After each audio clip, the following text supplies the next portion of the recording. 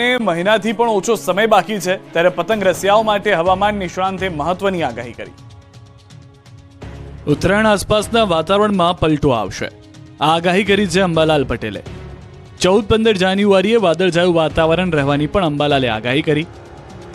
પતંગ રસિકો પણ 14 જાન્યુઆરીની રાહ જોતા હોય છે અને 14 જાન્યુઆરીએ પવનની ગતિ કેવી રહેશે અને હવામાન કેવું રહેશે તેની પણ રાહ જોતા હોય છે. 2023નું વર્ષ કોયડા સમાન રહ્યું, તેવી જ રીતે 2024નું વર્ષ પણ હવામાન માટે કંઈક અંશે ગૂંચવણ ભર્યું હોય તેવી શક્યતા છે. 2023ના સમગ્ર વર્ષ દરમિયાન શિયાળો, ઉનાળો અને ચોમાસામાં સતત વાતાવરણમાં ફેરફાર જોવા મળ્યા. વર્ષ 2024ની શરૂઆતમાં પણ તેના ઉપર નજર રાખવામાં આવી રહી છે. હવામાન નિષ્ણાંત અંબાલાલ પટેલે ન્યૂઝ 18 ગુજરાતી સાથે વાત કરતા જણાવ્યું કે જાન્યુઆરી મહિનામાં ઠંડીનો ચમકારો રહેશે.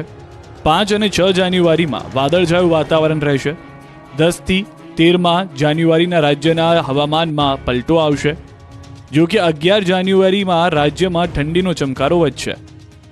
ઉત્તરાયણ ઉપર વાદળછાયું વાતાવરણ રહેવાની શક્યતા રહેશે. 14 અને 15 જાન્યુઆરીએ વાદળછાયું વાતાવરણ રહેશે. 15 જાન્યુઆરીના મધ્યરાત્રિએ પવનનું જોર રહેશે અને 16 અને 17 જાન્યુઆરીના પવન વધુ રહેશે.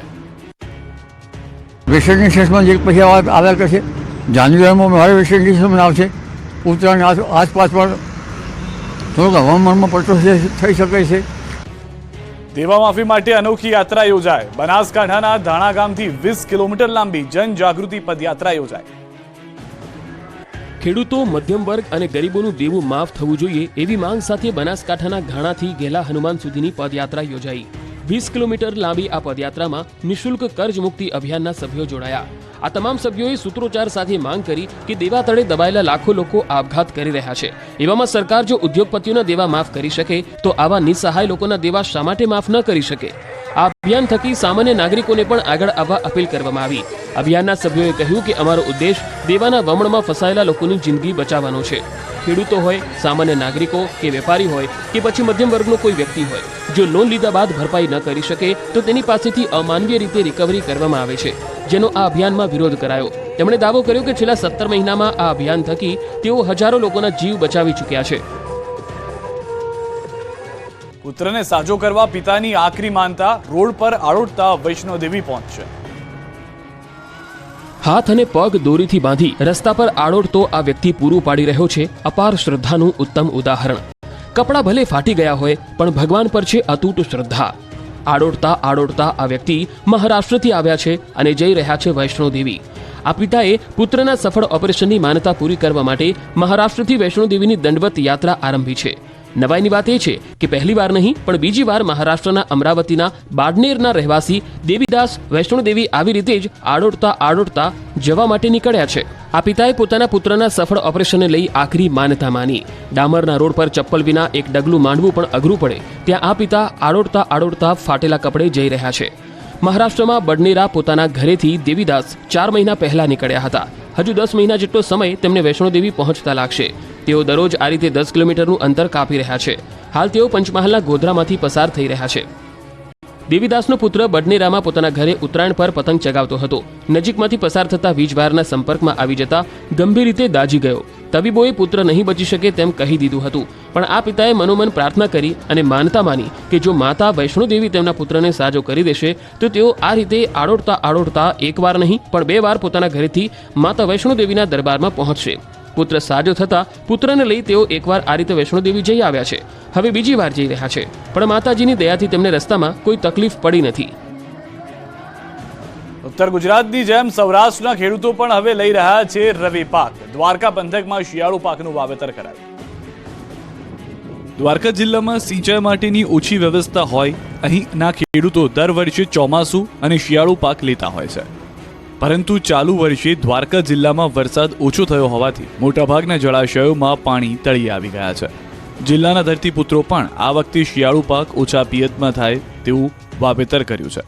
ખેડૂતો જણાવી રહ્યા છે કે જીરુનું પાક લેવા માટે ઓછા પિયતની જરૂર પડતી હોય છે, જેથી ચાલુ સિઝનમાં જીરુનું વાવેતર મોટા પ્રમાણમાં કર્યું છે.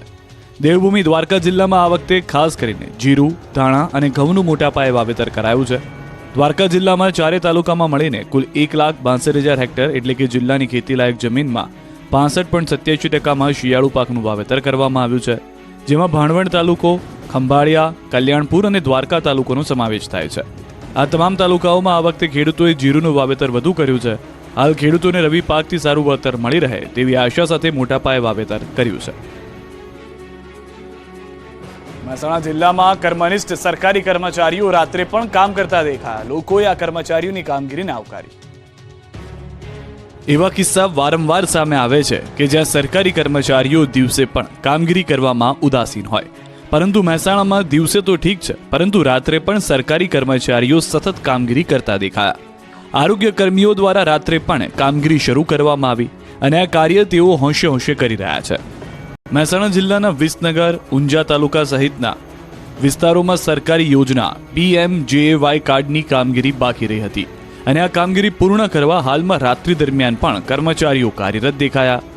દિવસ દરમિયાન અન્ય કામગીરીમાં વ્યસ્ત રહેતા લોકો માટે રાત્રિની કામગીરી આજે આશીર્વાદરૂપ બની છે, કેમ કે બહેનોને દિવસ દરમિયાન અનેક કામો હોવાથી તેઓ સેન્ટર સુધી પહોંચી શકતા નથી, તેમજ ખેડૂતો પણ દિવસ દરમિયાન ખેતરમાં કામગીરી કરતા હોય, સમય ન હોવાથી તેઓ કાર્ડથી વંચિત રહેતા હોય છે. ત્યારે મહેસાણા જિલ્લાના અનેક ગામોમાં રાત્રિ દરમિયાન PMJAY કાર્ડની કામગીરી કરવામાં આવતા ગ્રામજનોએ આ કામગીરીને આવકારી હતી. પ્રાચી તીર્થની સરસ્વતી નદીમાં હજારો માછલાઓ અને પક્ષીઓના મોત થતા ખળભળાટ. નદીનું પાણી ઝેરી બનતા લોકોમાં રોષ. ગીર સોમનાથના પ્રાચી તીર્થની સરસ્વતી નદીમાં હજારો માછલીઓના મોત થયા. નદીનું પાણી એટલી હદે દૂષિત થઈ ગયું કે નદીમાંથી પાણી પીતા પક્ષીઓના પણ સ્થળ પર જ મોત થઈ રહ્યા છે. છેલ્લા કેટલાક દિવસોથી પ્રાચી તીર્થની સરસ્વતી અચાનક દૂષિત બનતા આસપાસના વિસ્તારમાં દુર્ગંધ આવી રહી છે. દૂષિત પાણીને કારણે પ્રાચી તીર્થના કુંડ નજીક હજારો માછલાઓ મોતને ભેટ્યા. માત્ર માછલાઓ જ નહીં પણ કેટલાક પક્ષીઓના પણ મોત થતા સ્થાનિકોમાં ભારે રોષ ભભૂક્યો. નદીનું પાણી ઝેરી બની રહ્યું હોવાનો સ્થાનિકોનો દાવો છે. મહત્વનું છે કે પ્રાચી તીર્થ લોકોની આસ્થાનું કેન્દ્ર છે. પિતૃ શ્રાદ્ધ માટે દૂર દૂરથી લોકો અહીં આવતા હોય છે. એટલું જ નહીં, ભગવાન શ્રી કૃષ્ણએ પણ પોતાના પિતૃઓનું શ્રાદ્ધ અહીંના મોક્ષ પીપળાને જળ અર્પણ કરીને કર્યું. ધાર્મિક માન્યતાઓ સાથે જોડાયેલો આ તીર્થ અને સરસ્વતી નદીમાં ફેંકાતા કચરાને કારણે નદી અત્યંત દૂષિત થઈ છે. અસહ્ય દુર્ગંધને કારણે શ્રદ્ધાળુઓ પણ શ્રાદ્ધ વિધિ કરતા પહેલા એકવાર વિચારવા મજબૂર થઈ રહ્યા છે. નદીના ગંદા પાણીનો નિકાલ લાવવા સ્થાનિકોએ ઉગ્ર માંગ કરી છે. હીરાસર એરપોર્ટ પહોંચવું હવે મુસાફરો માટે બન્યું સરળ. રાજકોટની 425 ST બસ એરપોર્ટ થઈને નીકળશે. હીરાસર એરપોર્ટથી ફ્લાઇટમાં મુસાફરી કરનારા મુસાફરોને 425 જેટલી એસટી બસનો લાભ મળશે, જેથી એરપોર્ટ પર જવા આવવા માટે ફ્લાઇટમાં મુસાફરી કરનારા મુસાફરોને કોઈ સમસ્યાનો સામનો નહીં કરવો પડે. રાજકોટ શહેરથી 36 કિલોમીટર દૂર હીરાસર એરપોર્ટ આવેલું છે. શહેરથી દૂર આવેલું હોવાના કારણે અહીં આવવા જવા માટેની વાહનની ફ્રીક્વન્સી ખૂબ જ ઓછી છે, જેથી ફ્લાઇટમાં મુસાફરી કરનારા મુસાફરોને સમયસર પોતે પહોંચવામાં ખૂબ જ તકલીફ પડતી હતી. જ્યારે મુસાફરોની આ તકલીફને ધ્યાનમાં લઈને રાજકોટ એસટી વિભાગ નિયામક દ્વારા મહત્વનો નિર્ણય કરવામાં આવ્યો. હવે રાજકોટથી અમદાવાદ જતી આવતી તમામ એસટી બસને હીરાસર એરપોર્ટ નજીક નેશનલ હાઈવે પર સ્ટોપ અપાયો છે. એસટી વિભાગે જણાવ્યું હતું કે રાજકોટ અમદાવાદ વચ્ચે 450 જેટલી એસટી બસની આવક થવા જાય છે, જે તમામ એસટી બસ નેશનલ હાઈવે પર એરપોર્ટ પાસે ઊભી રહે છે. માત્ર 50 રૂપિયાના ભાડામાં જ મુસાફરી કરી શકાશે. એક સમયે દેહ વ્યાપાર માટે પંકાયેલું ગામ આજે પરિવર્તનના પંથે છે. સહિયારા પ્રયાસથી મહિલાઓ બની આત્મનિર્ભર.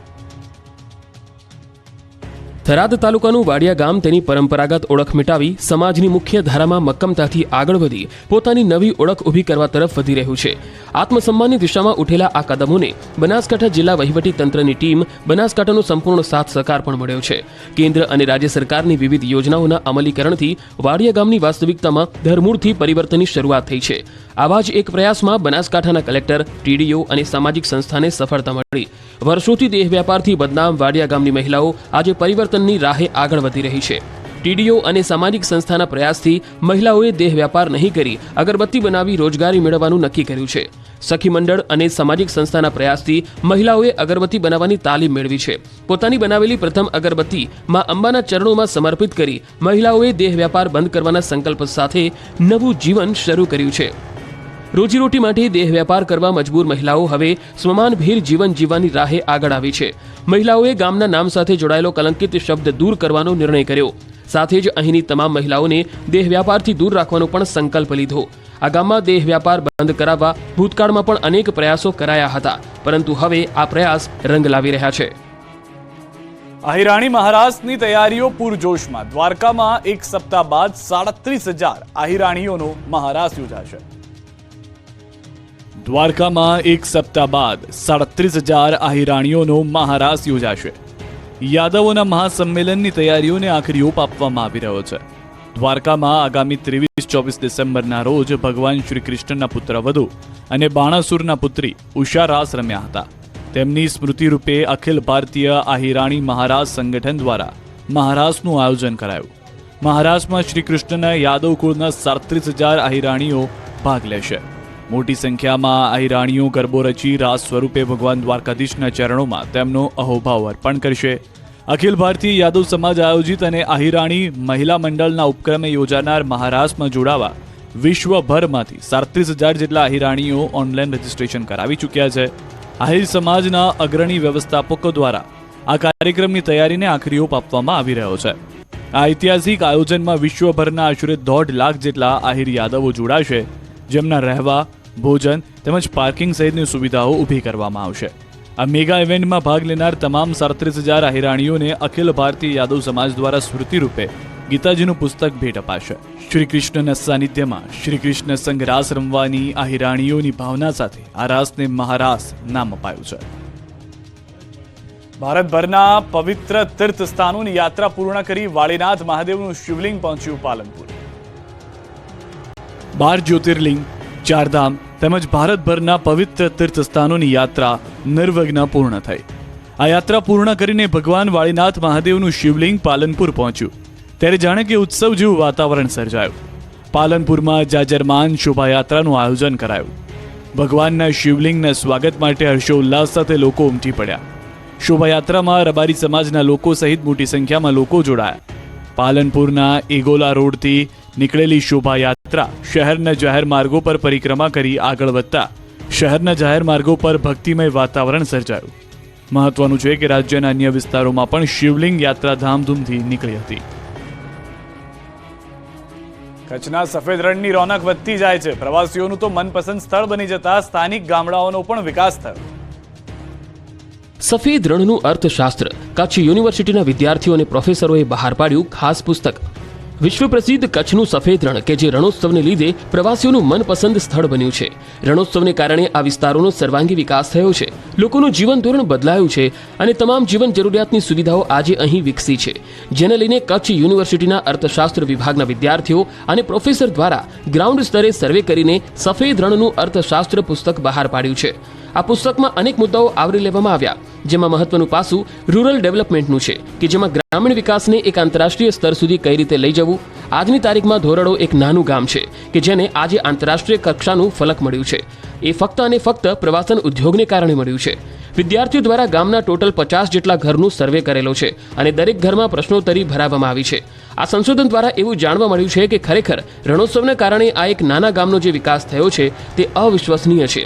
રણોત્સવને કારણે વિકાસ થયો છે તેને એક પાસું ગણી શકાય. આ ઉપરાંત રણોત્સવને કારણે સ્થાનિક લોકો